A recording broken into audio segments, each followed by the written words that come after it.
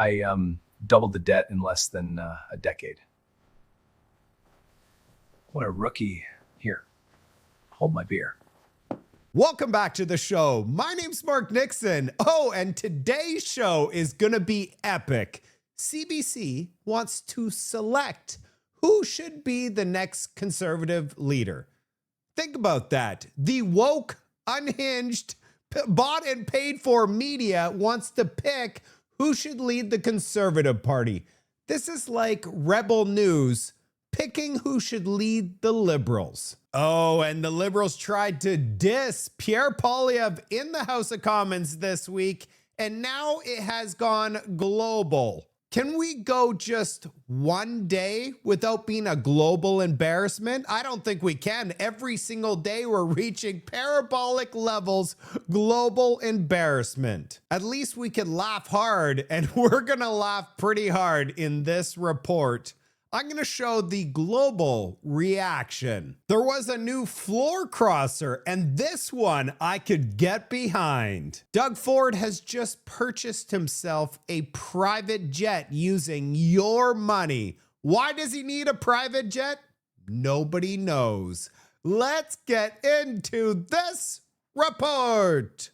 I know you're visiting the food bank, but I still need a plane. See you later, suckers. You paid for it.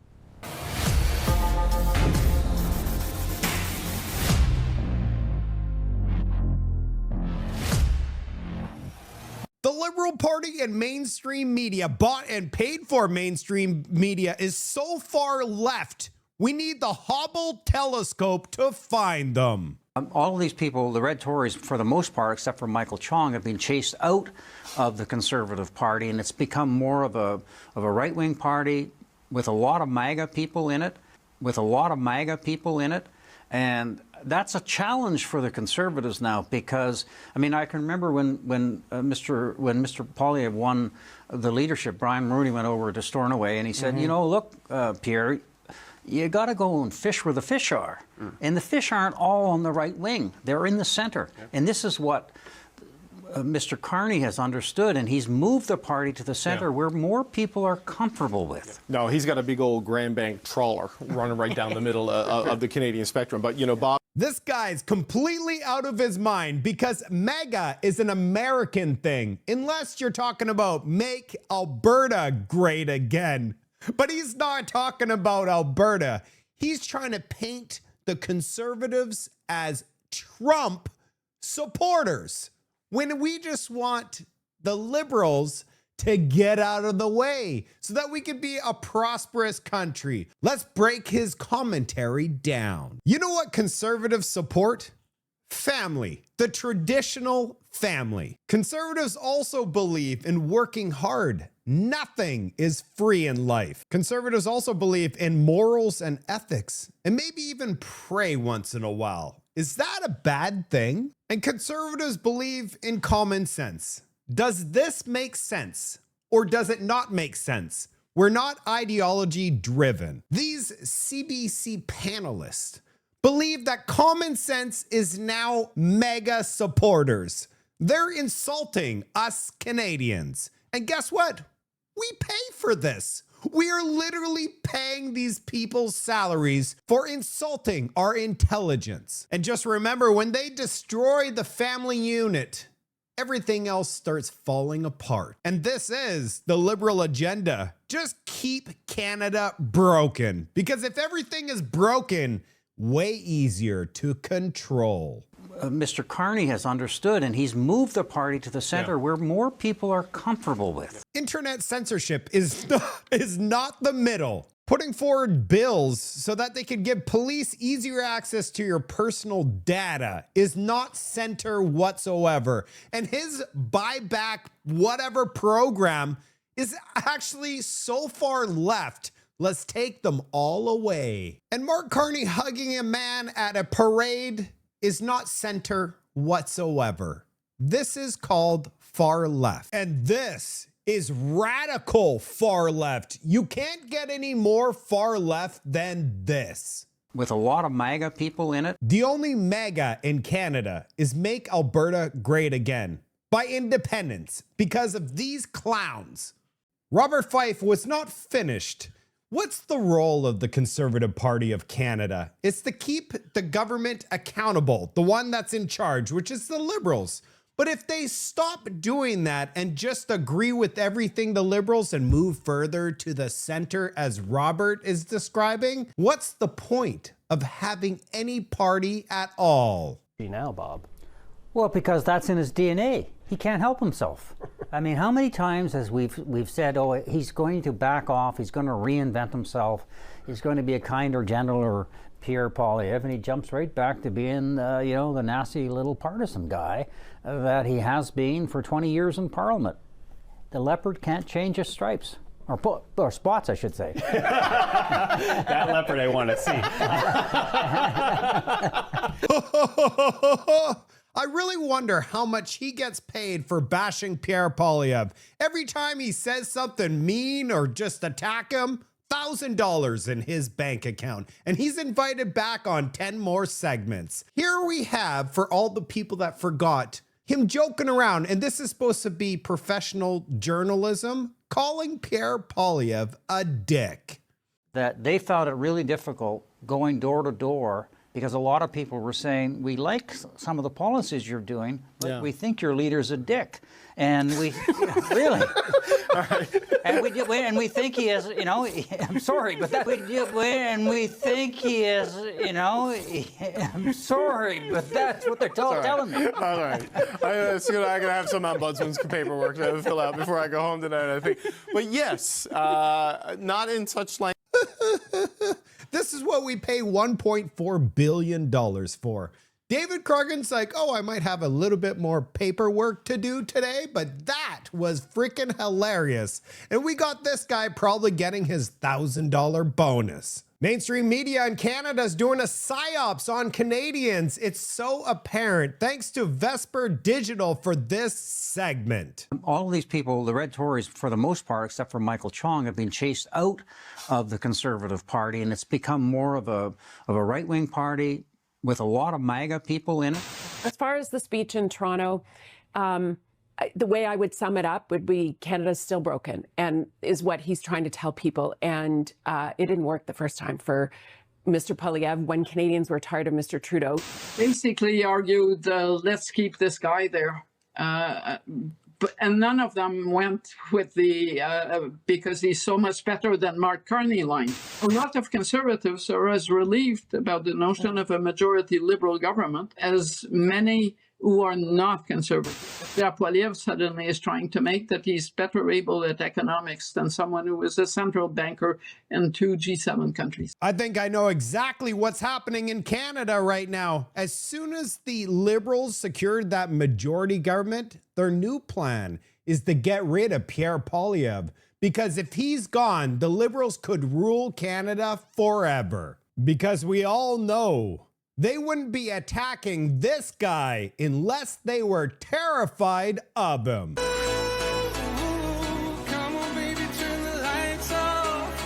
I got a clip here of Greg on CBC, and then I'm going to show you the undisputable proof of what's happening right now. Here's my question. What if Pierre Poilievre is the interim leader and no one's told him? Because everyone that is coming forward is talking about time and that they need the time. If they are unhappy with the situation in the House, we know what happened last fall. They sounded like they wanted to pull the plug on the government. They never really did. So if they're talking about time, maybe time is on his side, but maybe it's time is on the Conservative Party's side. There was a question a few years ago. Is the Conservative Party the Harper Party or the Conservative Party? No other leader has been able to have success. And I hear what you're saying about the largest opposition, but, horseshoes and hand grenades.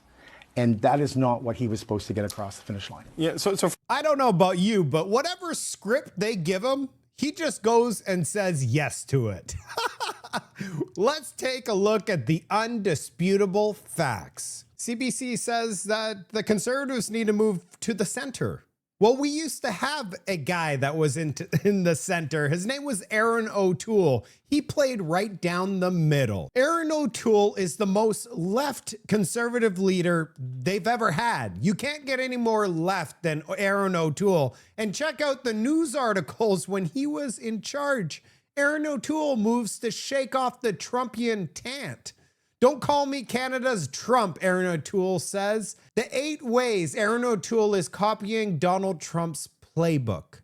You see, it doesn't matter who you put in. CBC and the lefties are going to say, you are MAGA, you are Trump.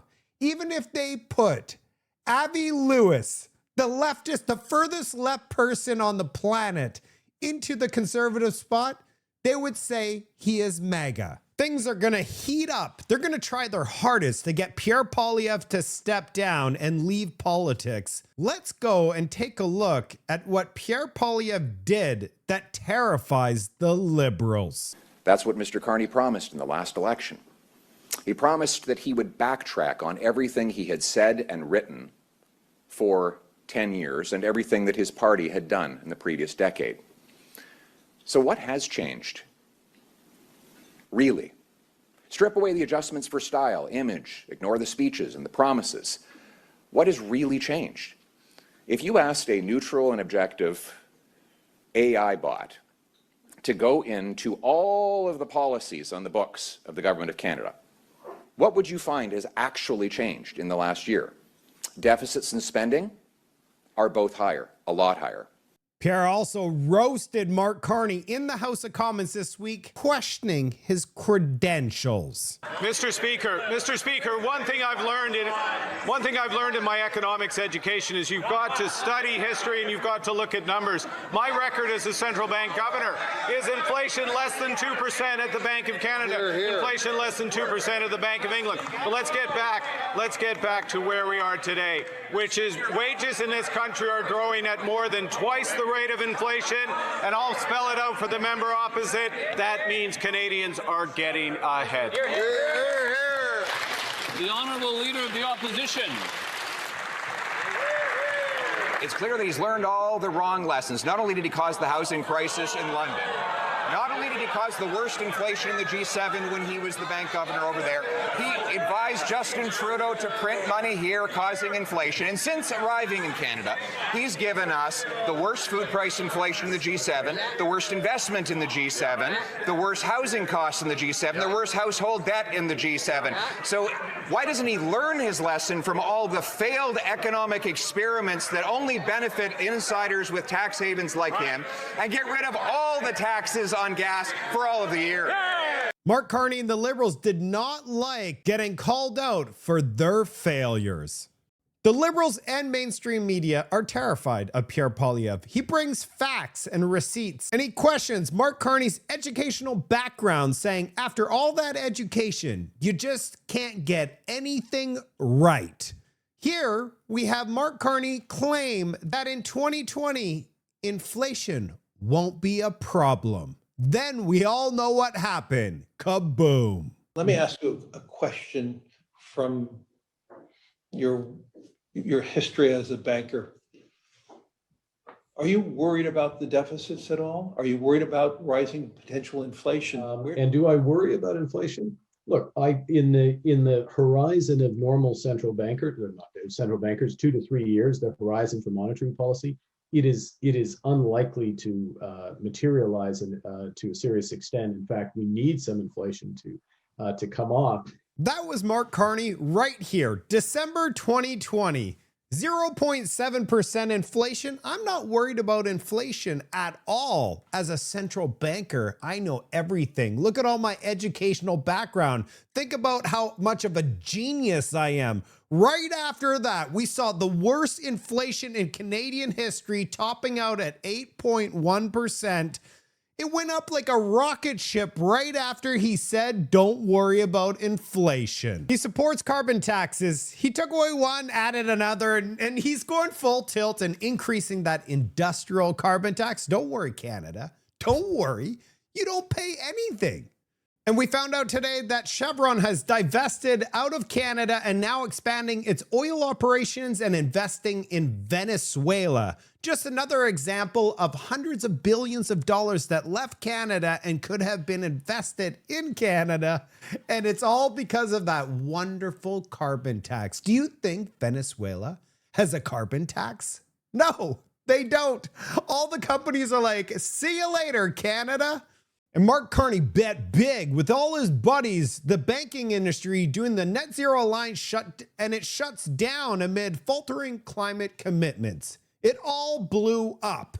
That's right. What an economic genius that is. Let's not forget about Mark Carney's book, Values, where he says he wants to keep 50% of all the oil in Canada in the ground. And let's not forget, Mark Carney opposed building out the Northern Gateway pipeline. Do you support the Prime Minister's decision to veto the Northern Gateway pipeline, Mr. Carney? I understand the veto of the Northern Gateway pipeline. Do you support it? Given both environmental and commercial reasons. Do you support it? I think it was sensible. I wasn't involved in the decision, but I think it was the right decision. And yet your company has invested billions of dollars in oil companies in both Brazil and the UAE to buy pipelines. You bought billions of dollars of pipelines as a company in the last 5 years. Do you support those investments? Things are not adding up for Mark Carney. There's one thing that is certain. Mark Carney is an expert at making the wrong decisions. I'll give Mark Carney one thing. He is an expert at copying Pierre Poilievre's ideas. All of them. What's your idea, Pierre? I need it because otherwise I'm gonna make a devastating decision.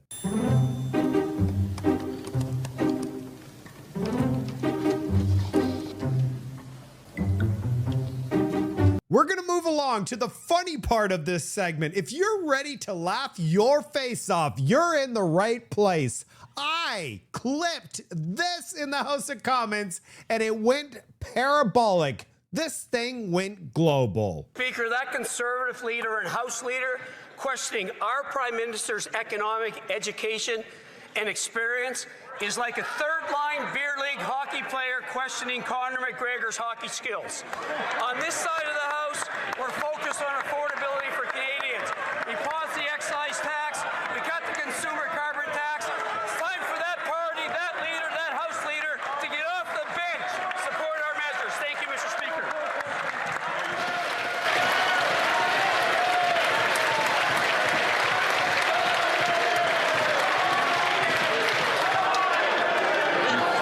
The honourable member for Chilliwack.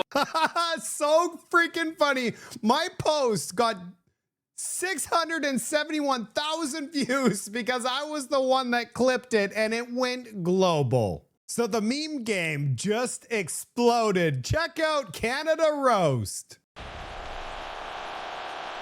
He shoots, he scores! Conor McGregor! Then Canada Roast came out with this one. Mark Carney realizing that MP Wayne Long thinks Conor McGregor is a hockey player. Look at this. This post got 500,000 views. So I decided, let's have some fun with this. Mr. Speaker, that Conservative leader and House leader questioning our Prime Minister's economic education and experience is like a third-line beer league hockey player questioning Conor McGregor's hockey skills. He shoots, he scores! Conor McGregor! It gets much better, I promise you. Conor McGregor actually saw the post that I posted and then all the memes that came after. This guy is massive. He has 10.4 million followers. Check this out. We're gonna go down his page and check this out. Oh, there's Conor McGregor and Mark Nixon. And I said Conor McGregor with 10.4 million followers retweeted his NHL debut thanks to liberal Wade Long. This This is insane. He just did it. 330,000. It's my pleasure, Canada. I love you all out there. I consider Canada a home for McGregors. Yeah. Canada, we made it global. So you know the comment section's erupting. Yeah. There's the Conor McGregor dance on the hockey ring. Oh yeah. And as little pork here says, the win for Conor and the win for Mark. Yeah. Conor McGregor was not done there. He saw Canada roast post right here saying Mark Carney realizing that Wade Long thinks Conor McGregor is a hockey player. Then Conor McGregor posted on his account him as a hockey player and he says, "Go Canucks." This is just too good, Canada. It's so freaking good. And oh, Canada here says, OMG, this is hilarious. Again, Canada has been on the butt end of a joke thanks to another Liberal MP. So there's been another floor crosser to the Liberals, but this is the one floor crosser I approve of. Economic education and experience is like a third-line beer league hockey player questioning Conor McGregor's hockey skills. Mr. Speaker, I don't appreciate being called a hockey player. I would like to cross the floor to the Liberal side.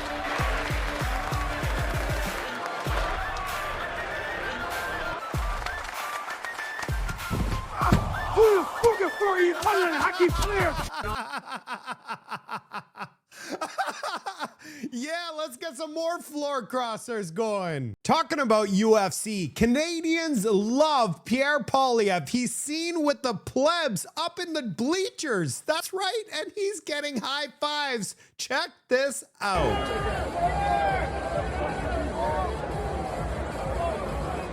Yeah, look at that. He's shaking hands.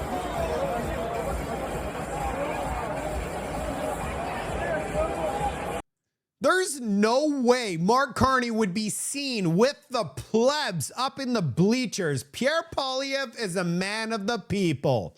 At the UFC, then Pierre walks around the main concourse saying hello to people. This is unreal. Imagine this was Mark Carney. There's no way Mark Carney would show up to a UFC and shake people's hands like this. Canadians love Pierre Poilievre. It's apparent. That is so sweet. And today's last story, Doug Ford has actually purchased himself a private jet using your tax dollars. You can't make this story up. You know, the governors across the United States, they don't even have a jet. Yet, Doug Ford wants to compete with Donald Trump. When Premier Doug Ford first came to office, he promised to remain grounded. I'm the only premier in history that refuses to use the premier's plane, the King Air, that costs the taxpayers hundreds of thousands of dollars. I prefer to drive around. But 7 years later, Ford is now about to take flight, buying a private jet costing taxpayers $30 million. I think it's outrageous that the premier would be considering spending $30 million on a luxury private plane. You know, he could maybe just take economy like the rest of us too, and actually understand how the rest of the world is getting by. The Premier's office says it's a second-hand, Canadian-made Challenger 650, a 12-seater plane with the range to fly the Premier across the country to the United States and even to Europe. Bombardier has billed the jet as offering high-end comfort equipped with HD screens and wider seats, which is why it's already being dubbed the gravy plane. When people can't afford to buy groceries or gas, Doug Ford is buying himself a private jet. It doesn't get much more out of touch than that. The Ford government said the price tag is lower than what Quebec or the federal government has paid for its jets. But critics are now questioning whether the Premier's private plane is one of the driving factors behind the takeover of Toronto's Island Airport. Currently, only turboprop aircraft are allowed to land there, and Ford said an expansion is necessary. We're going to make sure it's safe by extending the runways as well. But that's what we want to do, is focus on an economic driver for the city of Toronto. The gravy train has exploded out of control. Now Doug Ford wants to make a runway so he can fly his private jet with the recliners, and he could fly around the world and burn jet fuel to compete with his master, Mark Carney. These two guys are going to bankrupt Canada so fast while we all just get our 10 cents a liter off gasoline. That's it for today's report. This is one of the coolest things I've ever seen. It just took an MP called Wayne Long for the Liberal Party to completely embarrass us on the global stage for us to get acknowledged from Conor McGregor. He loves Canada now because we have made him an NHL superstar. I had a lot of fun. Hopefully you made it to the very end of this video. I have a lot more great videos coming. Hopefully you're having a great weekend. I'll see you on the next report.